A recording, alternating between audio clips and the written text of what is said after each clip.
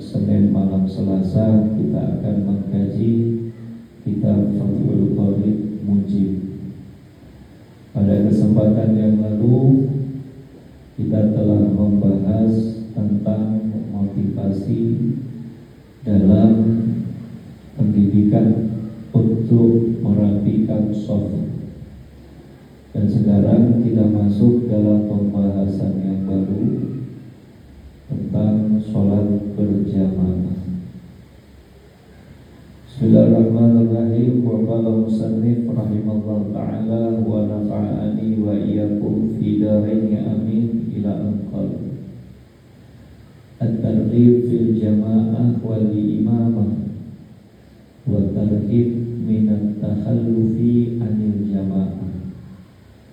Motivasi dalam melaksanakan ibadah sholat berjamaah dan imam, serta ancaman bagi orang yang berpaling dari sholat berjamaah. An Ibnu Umar radhiyallahu anhuma anna Rasulullah sallallahu alaihi wasallam qala sholatul jamaah afdalu min sholatil fardhi bisab'i wa ishrina darajah. Wa an Abi Hurairah radhiyallahu anhu an Rasulillah sallallahu alaihi wasallam qala walladhi nafsi biyadihi laqad hamamtu an amura bihadabin fayuhfad thumma amura bis-shalah fayu'adzana laha thumma amura rajulan fayu'umman nas summa ukhalifa ila rijalin fa uharriqa alaihim buyutahum. Wa an Abi Hurairah radhiyallahu anhu qala Rasulullah sallallahu alaihi wasallam al-imamu dhaminun wal mu'adzinu mu'taman. Allahumma arsyidil a'immah wa'fir lil mu'adzinin. Hadirin yang dimuliakan oleh Allah Subhanahu wa ta'ala, berbicara tentang melaksanakan ibadah sholat secara berjamaah, tentunya perkara ini patut kita perhatikan, karena Nabi kita Muhammad sallallahu alaihi wasallam tidak pernah meninggalkan ibadah sholat berjamaah semasa hidupnya Nabi sallallahu alaihi wasallam. Walaupun beliau pernah mendapatkan rasa sakit yang begitu berat, akan tetapi beliau tetap berusaha mengajak beberapa keluarganya untuk melaksanakan ibadah sholat secara berjamaah. Lalu kita dapat mengetahui hukum dalam melaksanakan sholat berjamaah itu ada perbedaan pendapat dari para alim ulama. Yang pertama, ada yang mengatakan hukum sholat berjamaah itu adalah fardu kifayah. Maka jika di dalam satu rumah yang terdiri beberapa anggota rumah melaksanakan ibadah sholat wajib 5 waktu secara berjamaah, maka untuk yang lain yang mungkin tidak melaksanakan secara berjamaah telah gugur kewajibannya, karena sebagian dari anggota rumah yang lainnya sudah mengerjakannya. Begitu juga jika kita berbicara di satu kampung seperti di komplek ini, maka kalau ada orang yang melaksanakan ibadah sholat berjamaah di Masjid Al-Ikhlas, maka telah gugur kewajiban yang lainnya untuk melaksanakan ibadah sholat secara berjamaah. Akan tetapi kita tetap harus bisa memprioritaskan ibadah sholat wajib kita kerjakan secara berjamaah. tentunya banyak hikmah yang akan kita dapatkan selain pahala yang tingkatan pahalanya itu berbeda dengan pahala jika kita melakukan ibadah secara sendiri. Namun yang tidak kalah penting dari hikmahnya adalah diterimanya amal ibadah sholat kita. Dapat dipastikan diterimanya amal ibadah sholat kita. Maka sangat berbeda kalau kita melakukan ibadah sholat itu secara sendiri. Kita bisa mengetahui titik-titik kekurangan dalam pelaksanaan sholat kita, baik itu dari segi bacaan, gerakan, ataupun juga dari tingkat kekhusyuan. Maka cara untuk menambal dan untuk mendapatkan kesempurnaan ibadah sholat wajib kita di sisi Allah adalah dengan melakukannya secara berjamaah. Kita nggak boleh memberikan sebuah pernyataan yang mungkin karena kurangnya ilmu kita, lalu kita mengatakan, saya kalau sholat sendiri saya bisa merasakan khusyuk. Atau kita membuat pernyataan bahwa saya Ustaz ingin mengajar, saya Ustaz ingin mengejar keutamaan ibadah sholat tepat waktu, walaupun itu saya kerjakan dengan sendiri. Maka pernyataan atau anggapan-anggapan seperti ini harus bisa kita luruskan. Tentunya dengan pengetahuan ilmu yang kita dapatkan, baik ketika kita belajar bersama di masjid ataupun di saat kita mendengarkan ucapan-ucapan hikmah dari seorang ustaz yang memberikan penjelasan tentang keutamaan ibadah sholat secara berjamaah. Karena mohon maaf, kegemaran orang-orang di zaman sekarang ini dalam melaksanakan ibadah sukanya secara perorangan, tidak ngerti, dalam arti lain belum terbiasa untuk melaksanakan secara berjamaah. Padahal kalau kita melakukan secara berjamaah, kekurangan-kekurangan dalam perihal sholatnya kita itu bisa kita ketahui dan bisa dievaluasi. Tapi kalau kita sholat sendiri, pasti kita selalu merasa ibadah sholat kita itu sudah benar, ibadah sholat kita itu sudah sempurna. Padahal tidak yang demikian. Karena itu para hadirin rahimakumullah, menurut pendapat ulama yang lain, hukum sholat berjamaah itu adalah sunnah muakkadah yang harus kita kuatkan untuk mendapatkan pahala. Karena sebagaimana yang disebutkan di dalam hadis yang diriwayatkan oleh Sayyidina Abdullah bin Umar radhiyallahu ta'ala wa ardhah, bahwasanya Nabi SAW mengatakan, sholatul jamaah afdal min sholatil fadhi bisab'in wa ishqina darajah. Sholat berjamaah itu lebih unggul dibandingkan dengan sholat sendiri dengan 27 derajat. Ulama menafsirkan atau mensyarahkan maksud dari derajat tersebut adalah pahala yang besar Allah berikan. Jadi seperti kita itu melaksanakan ibadah sholat wajib sebanyak 27 kali, itu yang akan Allah berikan pahalanya untuk kita. Tapi dengan kita mengerjakan hanya satu kali secara berjamaah. Jadi kalau diibaratkan dengan hal yang bersifat duniawi, kita diberikan pilihan oleh seseorang yang mau memberikan kita secara cuma-cuma uang. Yang satu pilihannya 1 juta, yang satu pilihannya 27 juta. Pastinya kalau orang yang berakal sehat tidak akan pernah mau memilih yang 1 juta. Ini cuma-cuma. jelas pasti dia akan memilih uang dengan nominal 27 juta. Nah, cuman kita mendapatkan di dalam rumah kita sendiri itu banyak melaksanakan sholat secara perorangan atau sendiri-sendiri.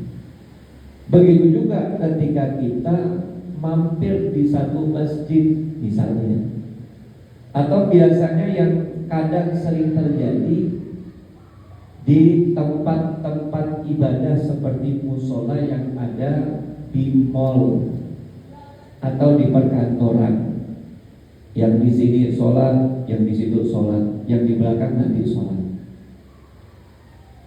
Hadirin yang dimuliakan oleh Allah, kalau kita sudah tahu tentang hakikat keutamaan seperti yang disebutkan oleh Nabi SAW, maka dimanapun kita berada, kita itu akan terus mengusahakan sholat kita itu kita lakukan secara berjamaah. Mau ketika kita masuk ke dalam satu musola atau masjid, menemukan ada orang yang sholat, kita bisa langsung ikut sholat kepadanya. Biasanya timbul pertanyaan, Ustaz, kalau dia sholat sunnah bagaimana? Ustaz, kalau dia sholat lain bagaimana? Di dalam madhab kita Imam Syafi'i, kedudukan sholat yang sama ketika bermakmum itu tidak disyaratkan. Makanya kalau ada orang yang tiba-tiba ngikutin kita di belakang padahal kita sholat sunnah, sholatnya dia itu tetap sah, padahal dia mengerjakan sholat maghrib.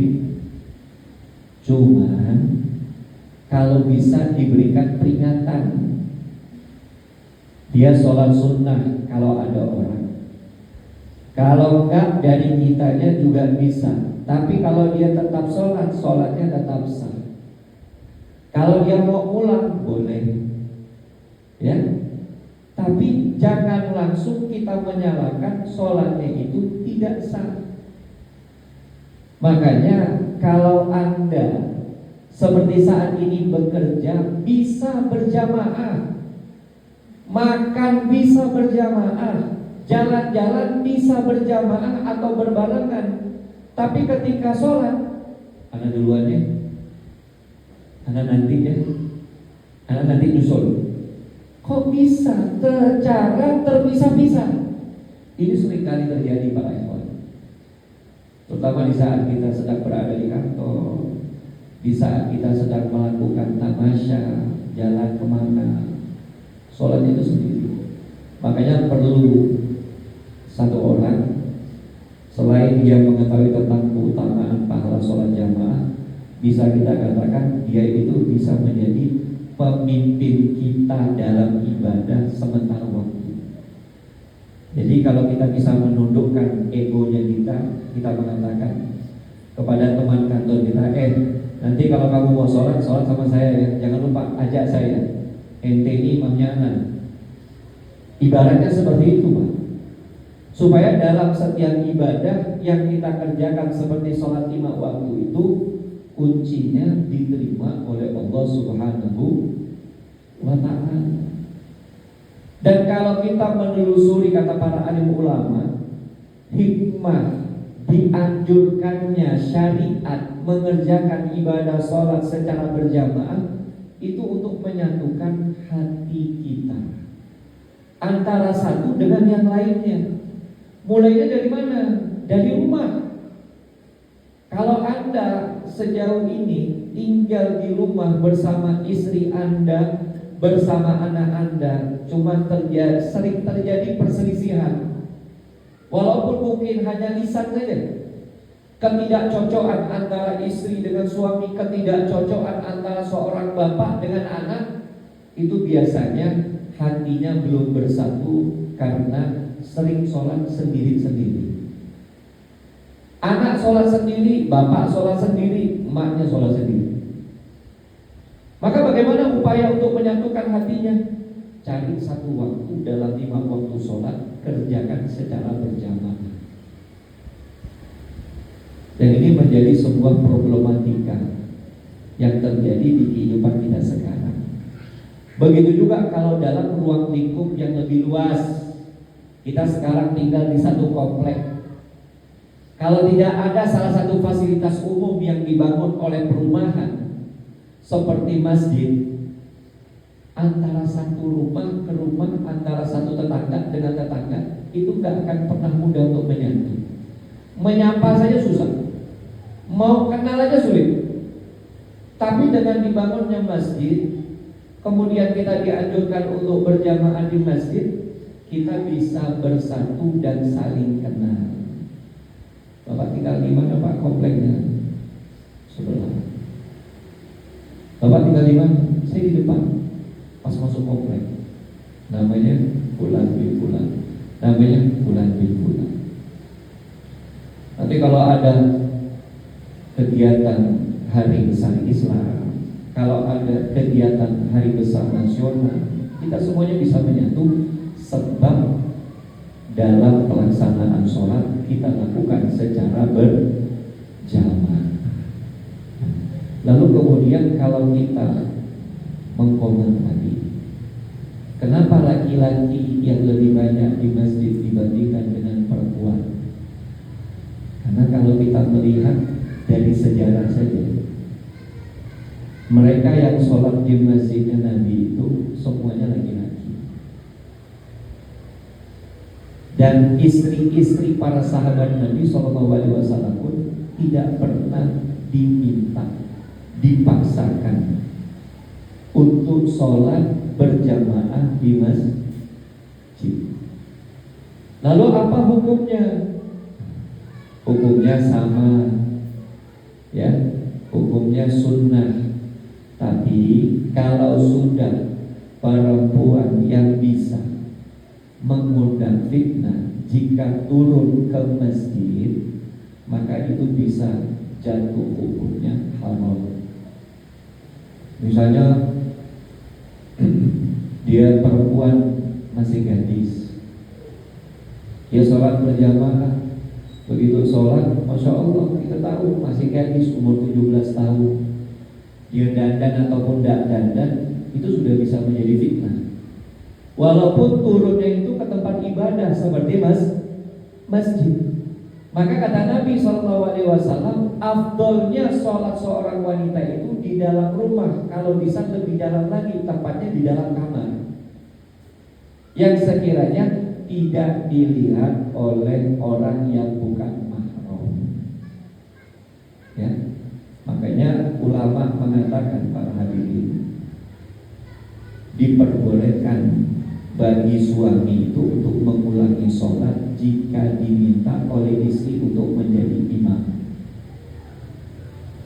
Jadi kalau Anda yang sudah sholat di sini, Anda itu diperbolehkan untuk menjadi imam ketika Anda sholat di rumah. Kalau misalnya Anda tinggal berdua hanya sama istri, tapi Anda punya kecintaan sholatnya Anda di masjid. Cuman penyakitnya kita ini kadang maaf, yang punya ghirrah, kemauan besar, lalu ada rasa cinta untuk datang ke masjid, itu biasanya jamaah yang agak jauh dari masjid. Tapi untuk jamaah yang dekat, mohon maaf, bukan maksud menyinggung, kadang ada yang berdempetan dengan masjid, yang berada di belakang masjid, yang berada di depan masjid, ataupun yang berada di sebelah masjid, itu tidak mau turun berjamaah. Padahal kata Nabi SAW di dalam sebuah hadis yang lain, man sami'an nida farighon sahihan falam yujib fala salata lahu, atau kama qala Rasul sallallahu alaihi wasallam. Barang siapa yang mendengar panggilan azan dari masjid untuk bisa berjamaah dan dia dalam keadaan saat itu luang, lalu dia sehat,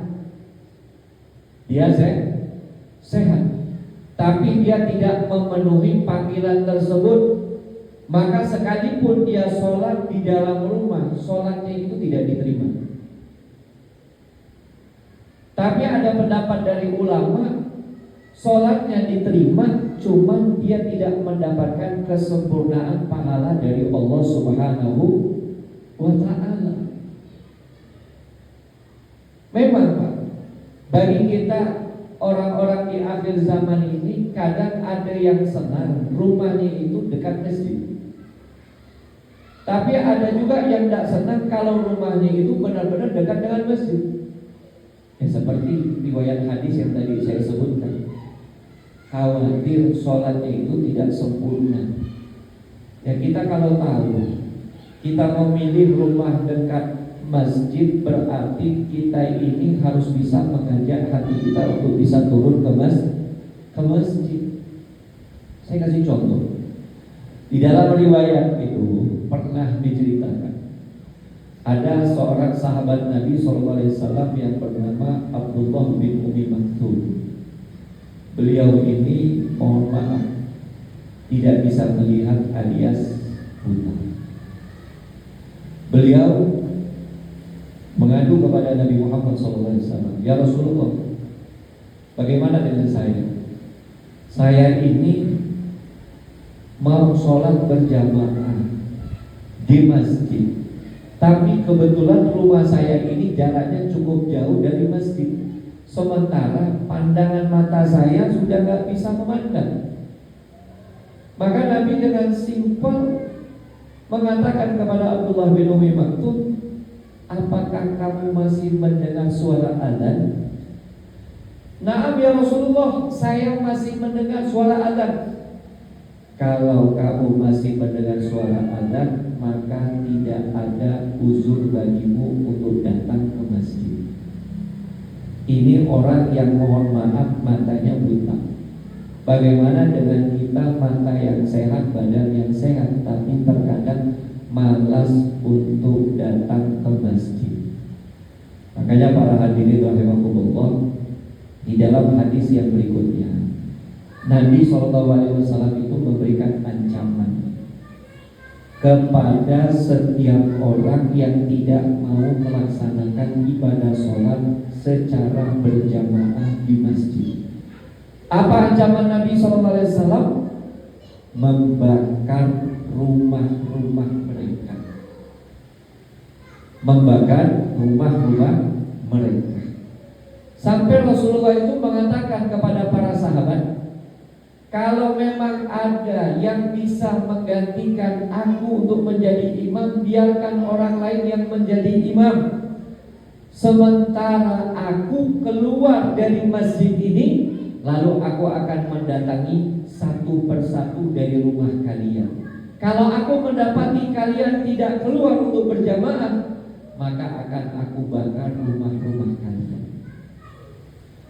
Ini bentuk kepedulian Rasulullah Sallallahu Alaihi Wasallam terhadap para sahabat dan juga terhadap kita. Dan ini merupakan ancaman.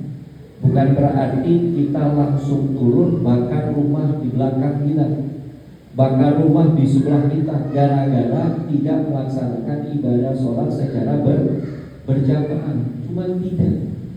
Tapi yang harus kita mengerti bagaimana kepedulian Rasulullah SAW.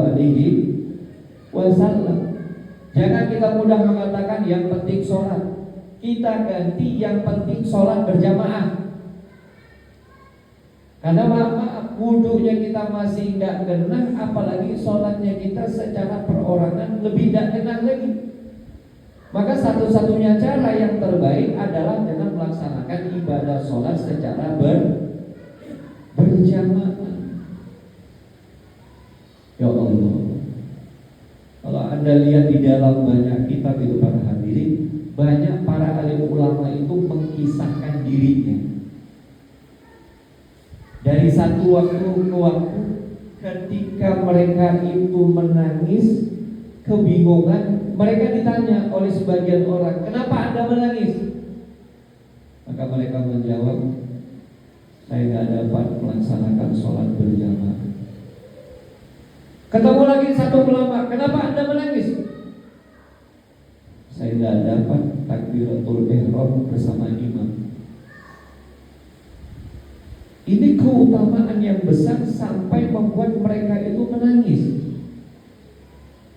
Dan ada perkataan yang disampaikan oleh seorang ulama bahwa kalau kamu ingin takziah dengan mentakziah sesungguhnya kepada orang yang lagi berduka, pergilah kamu kepada orang yang telah meninggalkan ibadah sholat berjamaah, bukan kepada orang yang meninggal dunia.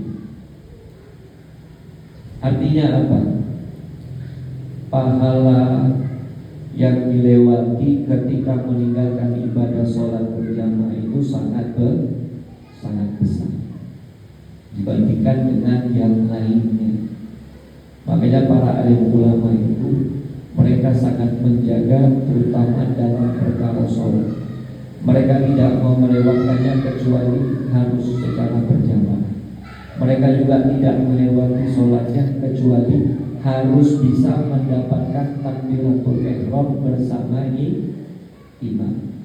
Seperti yang saya katakan kepada Anda satu hadis Nabi SAW, likulli syai'in sofwa wa sofwatus sholah takbiratul ulah ma'al imam.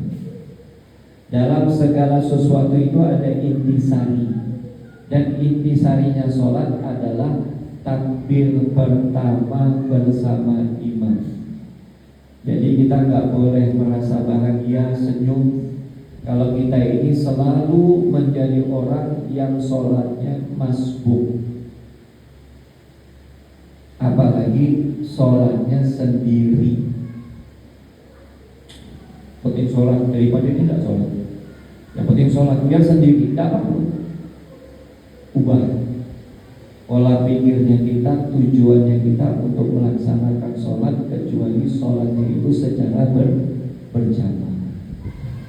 Adapun alasan-alasan syar'i para hadirin rahimakumullah itu dijelaskan oleh para alim ulama. Kalau ternyata alasan itu memang memberatkan kita untuk tidak bisa berjamaah, apalagi di dalam waktu sholat itu dikumandangkan untuk berjamaah, maka gugur kewajiban kita untuk melaksanakan secara berjamaah. Dan misalnya kita bisa mempertimbangkan, saya lagi sakit, apalagi sakitnya saya maaf BAB, maunya buang air terus, perut lagi kurang baik, ya udah sholat sendiri di rumah. Takut tiba-tiba datang ke masjid, mengotori masjid, tidak apa-apa. Itu alasan yang masuk akal, yang menurut syariat. Tapi banyak alasan-alasan di zaman sekarang ini yang mereka itu berpaling dalam melakukan ibadah sholat berjamaah. Kadang maaf, ada yang beralasan gini, saya tidak mau masjid Al-Ikhlas imamnya lama.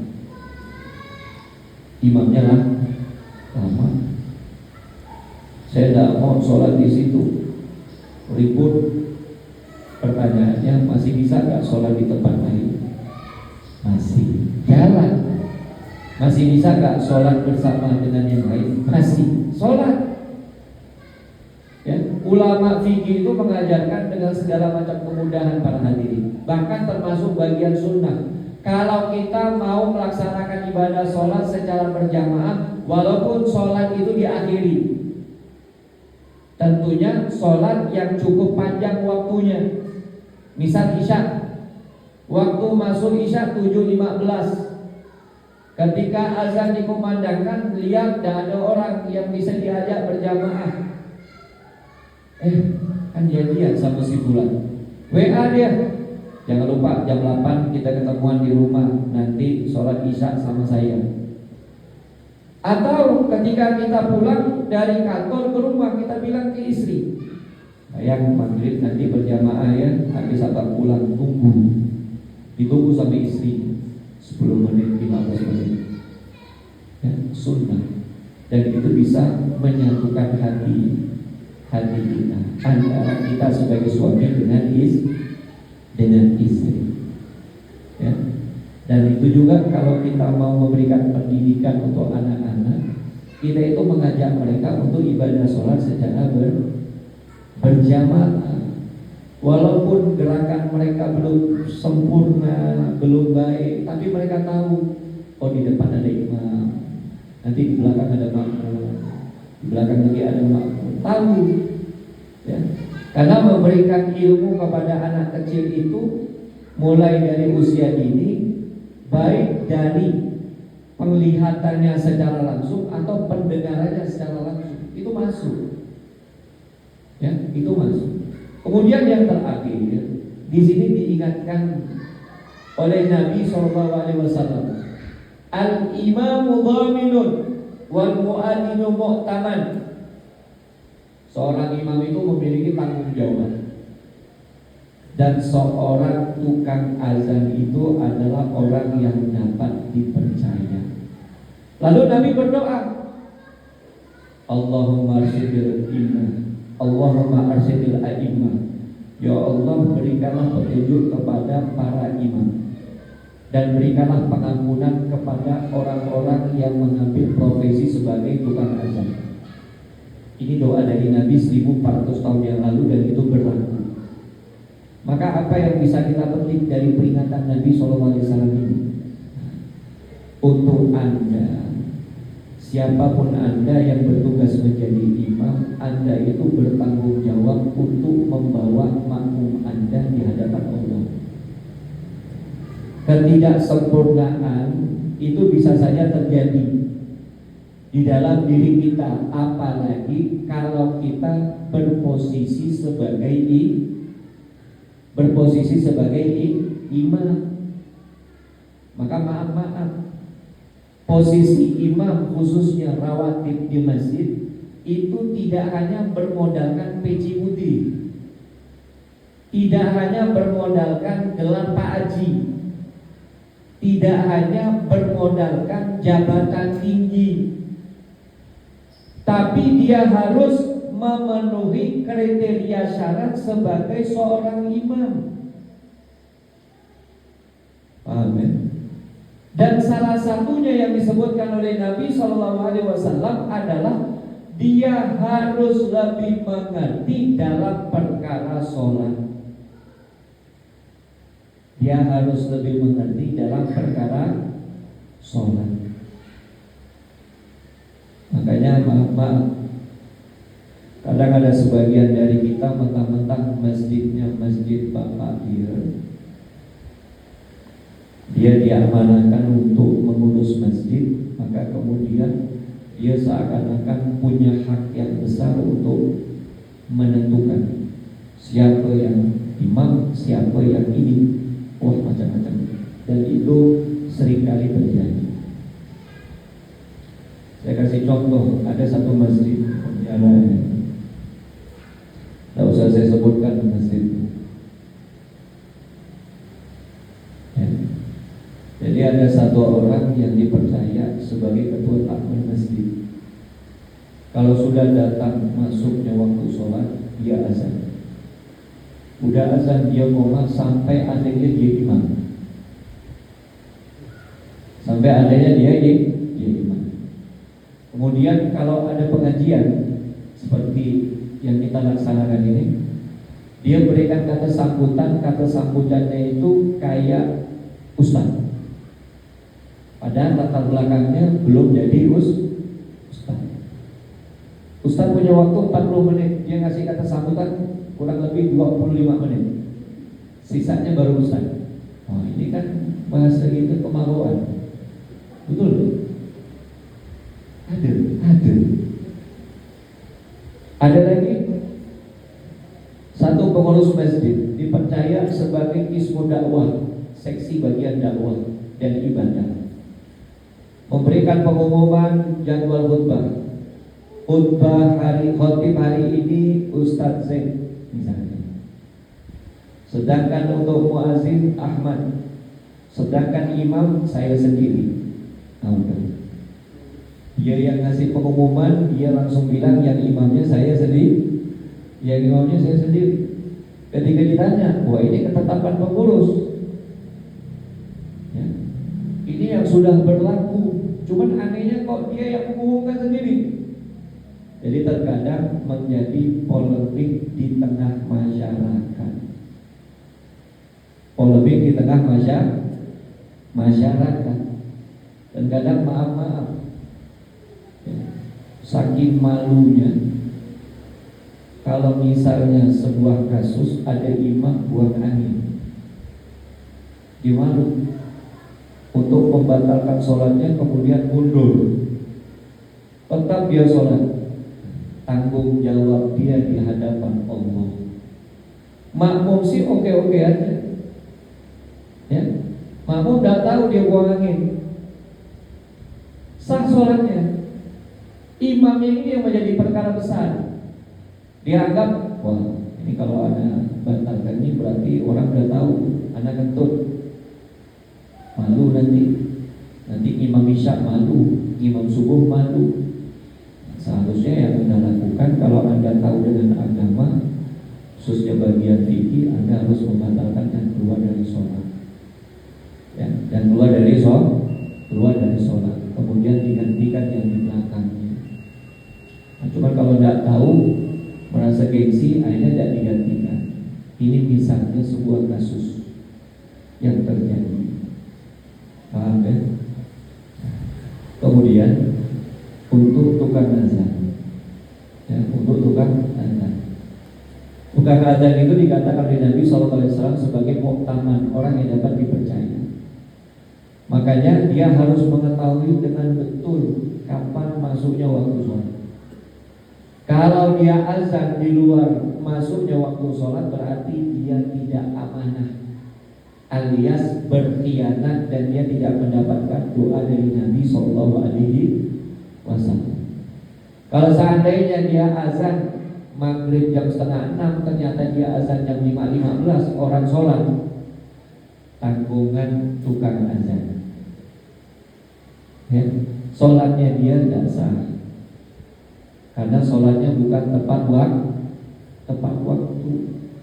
Nah, cuma kadang-kadang rada-rada aneh, udah dipercaya sebagai tukang azan jam 11, padahal zuhur setengah 12. Mudah-mudahan Allah berikan petunjuk untuk bisa menjalankan amanah dengan sebaik mungkin. Apalagi misalnya muazzinnya itu digaji, berarti udah jelas berkhianat, ya. Itu juga dengan imam digaji tapi tidak amanah sesuai dengan yang ditentukan oleh syariat. Hati-hati, ya. Kita semua ini mewakili makmum yang ada di belakang kita. Dan kunci sebagaimana dikatakan oleh Nabi SAW, agar ibadah sholat kita diterima, Allah itu melihat kehusyuan imam dulu. Kalau udah imam tidak khusyuk, udah, baru Allah lihat yang sebelah kanan, baru Allah lihat yang sebelah kiri, baru Allah lihat di sop yang belakang, sop yang belakang. Kalau ternyata semuanya tidak khusyuk, maka yang akan Allah lihat dan Allah akan nilai adalah perkumpulan jamaahnya. Makin banyak jamaahnya, makin besar kemungkinan diterimanya ibadah sholatnya. Dan hitungan jamaah itu ada imam, ada makmum. Lebih banyak, lebih besar pahalanya. Ya, hitungan jamaah ada imam, ada makmum. Wallahu a'lam bishawab. Mudah-mudahan sedikit bermanfaat. Sudah masuk waktu isya. Nanti kalau ada mau nanya habis sholat boleh ya, sebelum saya balik. Bismillahirrahmanirrahim. Subhanallah.